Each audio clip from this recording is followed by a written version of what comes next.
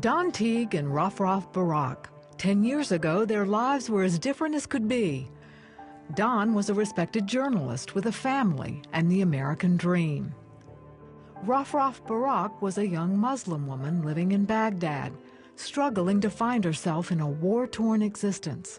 Then it happened, September 11th, 2001. When September 11th happened, I had an overwhelming feeling that my life was going to change. It was shortly after that that I ended up being hired by NBC News, and I was going to find myself in a war. I grew up in Baghdad in a family of 10 kids.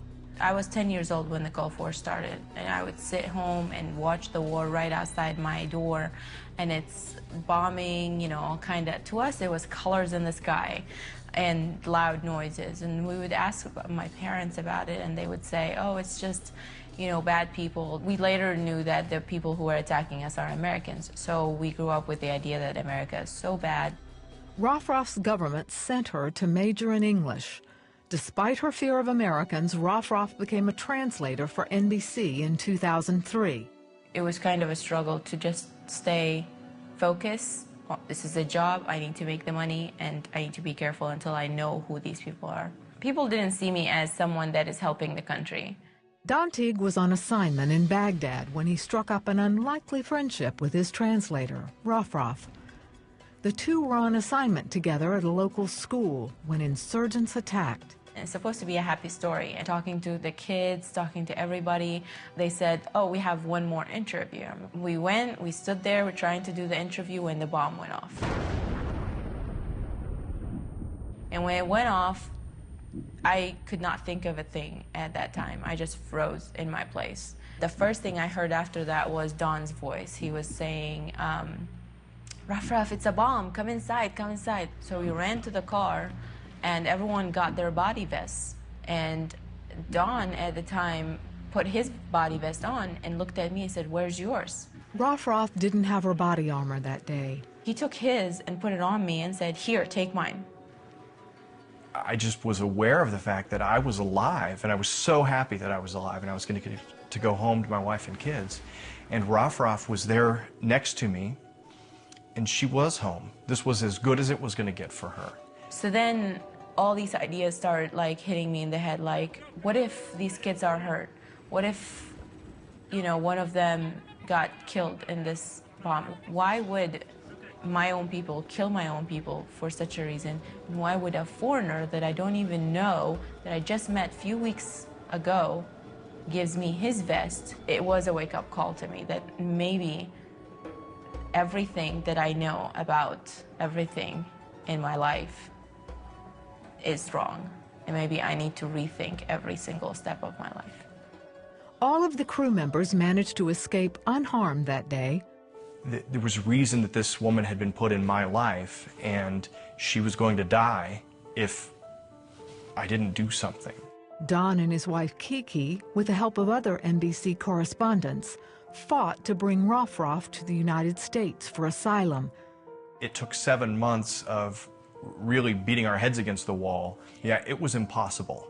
But during those 7 months, despite the odds, Don and Kiki prayed and held tight to their faith, and RafRaf finally made it safely to the United States.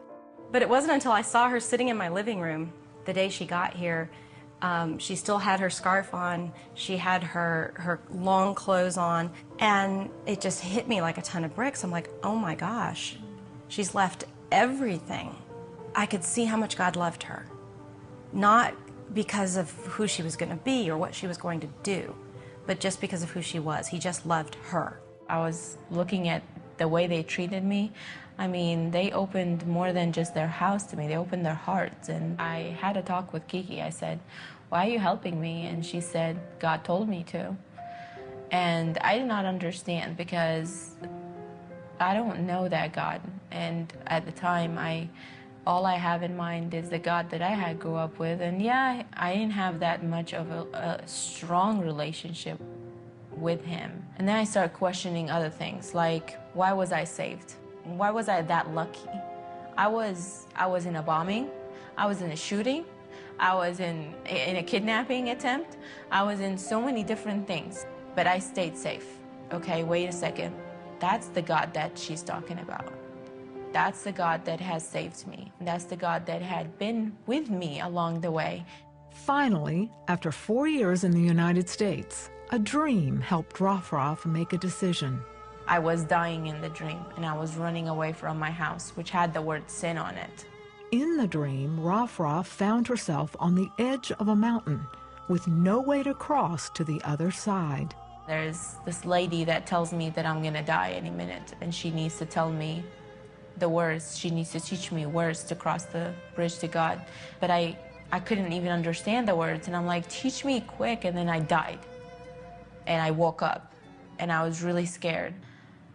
And I went and grabbed my computer, and it came out with this site that said, imagine yourself on an edge of a mountain. You must be with me in the dream. And it goes to explain that this is where you are in life, and you're with your sins on one side of that mountain, on that edge. And the only way to cross that gap between you and the other edge of the mountain to God is by accepting Christ. 1 week later, RafRaf asked Kiki to help her pray. Kiki led her through a prayer to receive Christ. It's a relationship. It feels, you know, whenever I need him, I could talk to him. It's a love relationship, you know, respect and friendship, not fear. I'm not scared of God, you know, I love him. Today, RafRaf is attending university and is touring the country with Don to share her story. The two have collaborated on a book called Saved by Her Enemy. I think that if you look at the story of RafRaf and see how he moved in her life over a series of years, and so many things that there was no other way to explain that ultimately led her to him, I think that becomes a message of the book. I just hope that people would, you know, realize that there's more to God and there's more to people. And when God is working in people's lives, it's all different, because God is working everybody's life in a different way. Whether it's little or much, he is there and he's doing his work.